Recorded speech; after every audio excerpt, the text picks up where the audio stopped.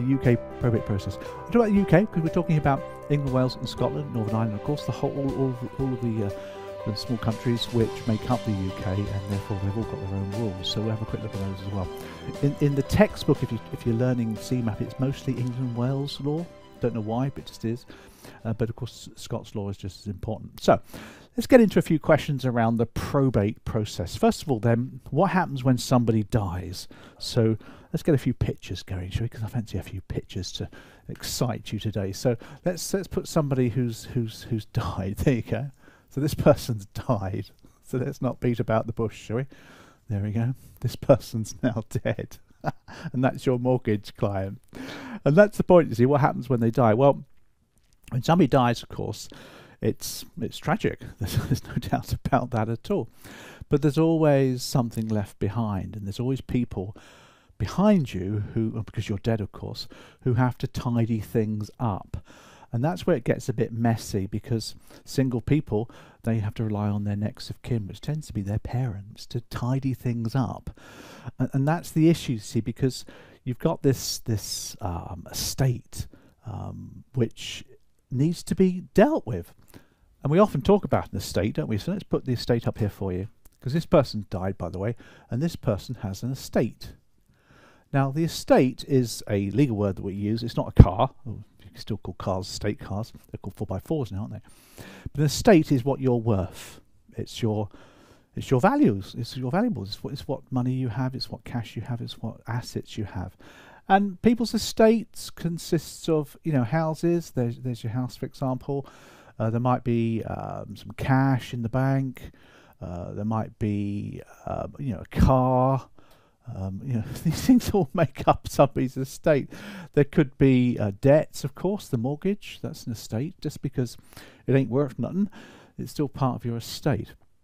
And the whole point behind dying, what happens when you die, is that your estate has to go somewhere. And eventually, get a different colour pen here, eventually it's going to go over here to your beneficiaries. Your beneficiaries, there you go. Now these people, I'll put a little smiley face on them because they're quite happy to get a few bob, aren't they? I've never received a penny, by the way, but some people do. Thing about the single person, they've got a house, yes, got that, but they've also got a jolly big mortgage normally. And when they die, that mortgage has to be paid and serviced and dealt with by the parents. So what that person there is doing is leaving a debt, a mortgage, to the parents, and nobody wants to leave a debt to the parents, do they? So a little bit of life insurance will sort that out, but come on to that later for you. So what is probate next then? What is probate? Well, probate is the legal process of administering this estate to take it to the beneficiaries. There's two parts to probate. The first part to probate is to apply for the grant itself, to apply for the grant of probate. So what you have to do, you have to apply for this thing called the grant of probate. There you go. So we'll give that a sort of formal document look to it, shall we? That's your grant of probate. Now once you've applied for your grant of probate, step 2 is to settle all the debts and give away all the money. So the grant of probate gives you permission. So step 1 is to get the grant, which gives you permission to administer the estate, to deal with it, pay off the mortgage, fix the car, whatever. It still means administering. And the second part then is you then have the permission to distribute the cash to the beneficiaries. So everything has to be liquidated, you see. A house needs to be sold, shares need to be sold, etc. And looked after. Houses just don't look after themselves. So the people who are applying for the grant of probate will have to administer the house, keep it clean and tidy, etc., get it sold. And again, would a single person want their mum and dad to do that? Do they want the hassle of that? So that's the thing. So that's the probate process. So who can apply then for the probate process? Who's involved here then? Well, the people that apply for this are known as executors or administrators. And the key question is, has a will been made? So who can apply? Well, first of all, has a will been made? That's an important one. So let's just put the will in here for you. Put a little documentation there. Wills are normally several pages long, isn't it? Has a will been made? Now, if a will has been made, or written, I should say, the will appoints the executor. There you go. an executor, or executrix. I think that's correct now. Actually, we don't have male female names anymore for things, do we? But the executors are people, or your lawyer maybe, but usually somebody close to you. We often call them the personal representatives. They use that a lot in the book. And it's the executor's job to apply for the grant of probate. So that person will apply for the grant of probate. As I mentioned to you, that can be your loved one, or it can be a lawyer, of course, if you want to pay a few bob to a lawyer firm to do it. Which is, well, lots of rich people do that, don't they? That's perfectly acceptable to do that. Now, if you haven't got a will, if there is no will, so let's just put that here then for you. If there's no will, we'll put a little cross through that one. And we're going to come on to that in a second, what happens. That's quite important. If there's no will, then somebody has to come along, usually a volunteer who's interested, usually the person that's probably going to get the money, who has to volunteer. These are known as personal representatives as well. And they have to apply to the probate office, but they apply for a different documentation called a letter of administration. And that then gives them the right to distribute the money. But because there's no will, you see, there's nobody telling you what's happening, you know, where the money's going. You have to rely on the law of intestacy, which we'll come on to in a second. So, when is probate not needed is the next question. When don't you need probate? Well, as you can see, you've got this person dying, they've got an estate, they apply for grant of probate, you know, the executor, etc. It gets distributed to beneficiaries eventually. Now, there are one or two exceptions where no probate process is needed. The first one, as far as we're concerned in mortgage world, are jointly held assets, what we call joint tenancy. If a property is owned jointly, what we call joint tenancy, if you remember that one, it means that on death of one person, the other person inherits it automatically. There's no will, there's no probate process, they just get it straight away. So that's one exception. The second one is small amounts, cash. If it's all in cash, a few chattels, which are bits and bobs that somebody's got around the house, maybe the car outside the front. If it's, you know, just cash, no shares or investments or property, then that normally can go to whoever wants to claim it, really. The third one are small amounts.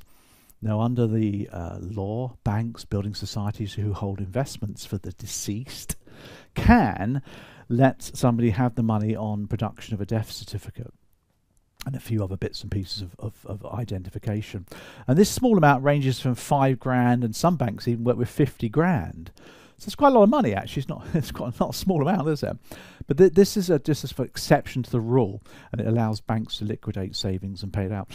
We often used to have this at the bank. When I worked in the building society years ago, we often used to get, I can't remember what the limit was then, but we used to get a letter from a lawyer saying, no, please can we have the money, etc. We used to close the account and send it over to them as well. And it's to pay for funeral costs, etc. Because when somebody dies, it costs a fortune, of course, to bury them or cremate them.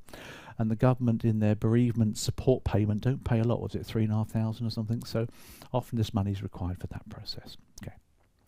The fourth one is life assurance in trust, but I'll come on to that in a second. Life assurance in trust avoids this process as well. So there's four situations where you don't need it. How long is the process? Well, that's the problem. How long does it take? Well, it can take, if it's a quickie, if there's not a lot of things going on, there, no property to sell, there's no shares to share. If it's just a bit of cash, whatever, it can take sort of 6 weeks or so. It's pretty quick if you want it to be, but it can also take several years before any beneficiary gets any of the money, and that's the problem you see with life assurance. Particularly if you don't put it into trust, it gets caught up in this process and can take months, years to get to the right person, and that's not right, of course, in the great scheme of things.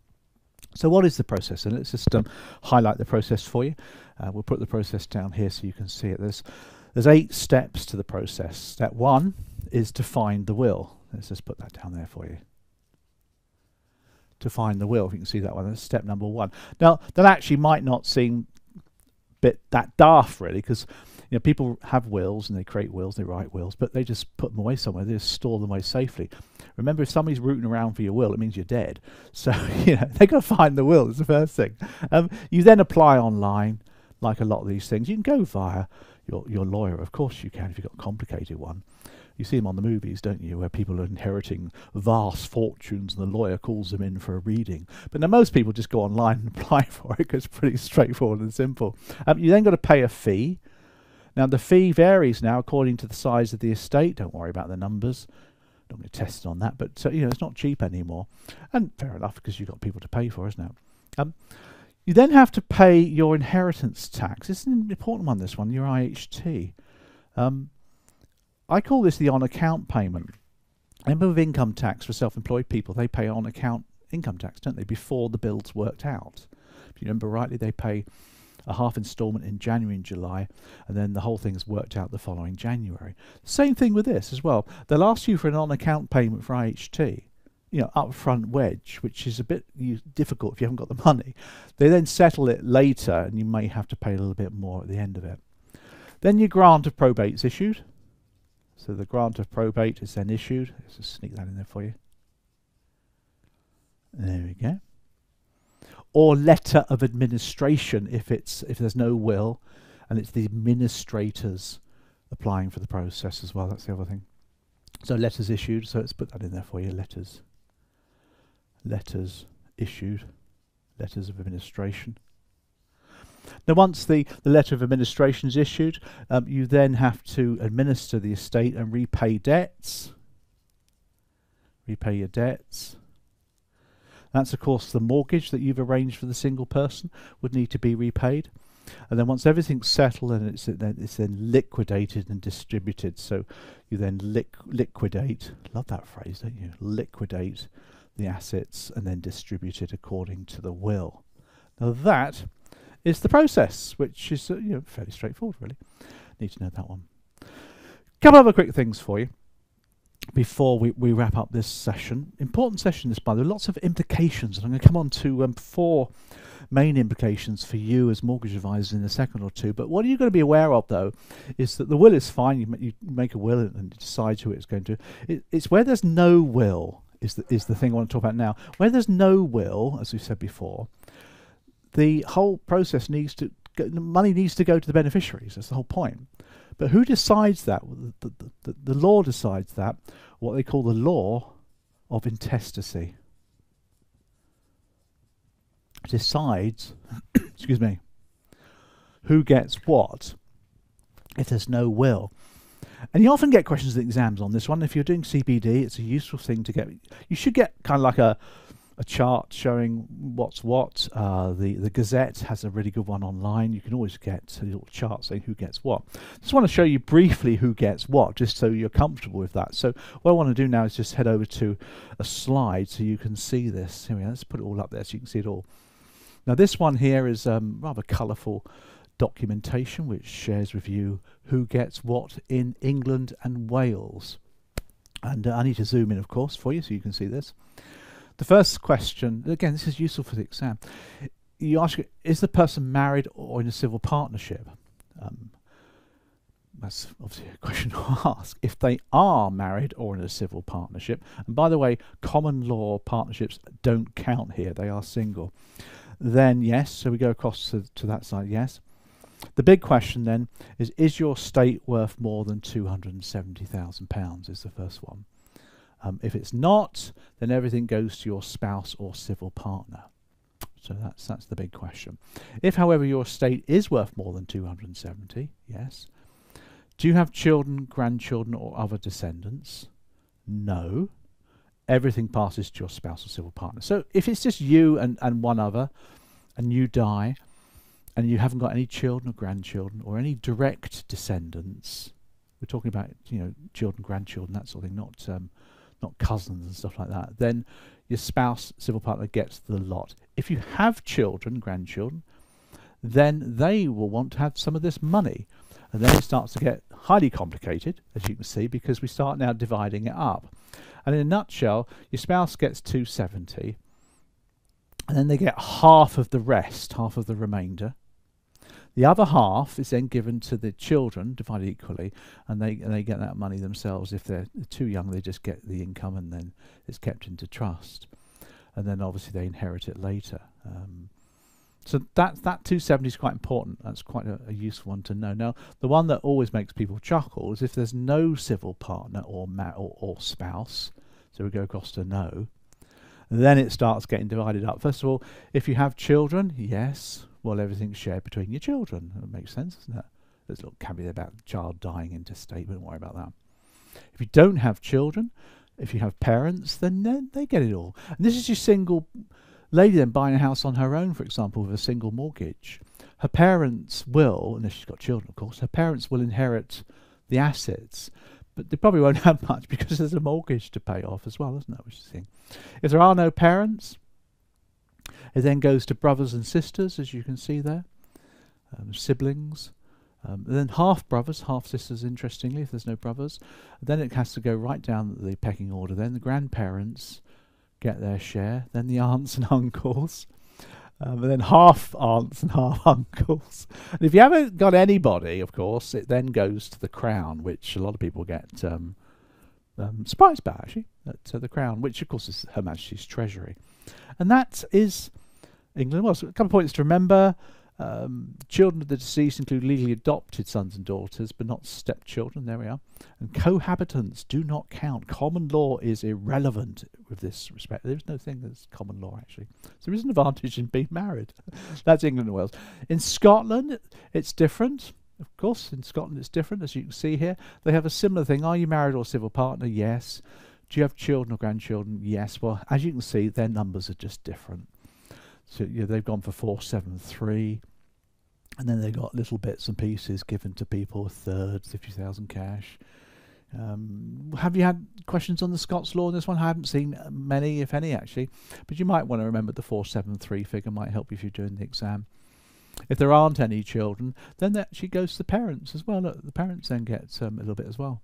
But across there, if you're not married, again, similar thing. Children first. Everything's shared. Children.